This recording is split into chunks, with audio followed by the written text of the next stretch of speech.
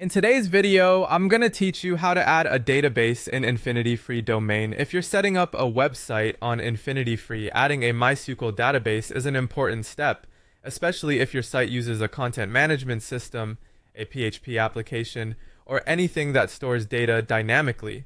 The good news is that Infinityfree gives you a built-in control panel where you can create the database and find the connection details you'll need later. To get started, go to the Infinityfree hosting accounts page and log into the client area.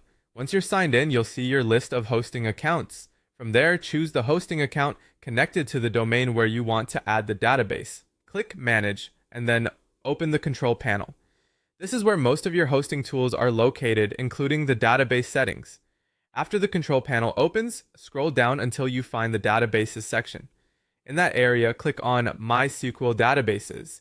This will take you to the database management page where you can create a new database for your website. Now look for the new database field.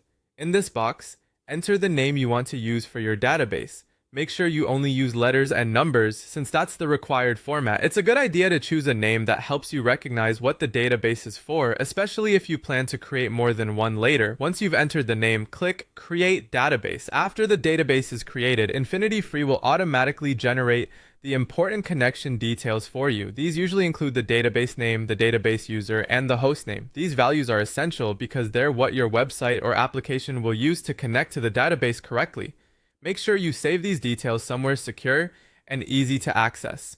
You'll typically need them during website installation or when editing a configuration file. You should also keep track of your hosting account password, since that may be required when connecting your site to the database. Take a moment to double check everything before leaving the page.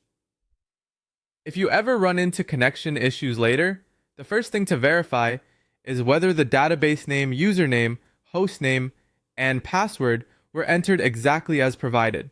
And that's it. You've successfully created a database in Infinityfree and gathered the connection information needed to link it to your website. Once this part is done, you're ready to move on to the next stage of your site setup.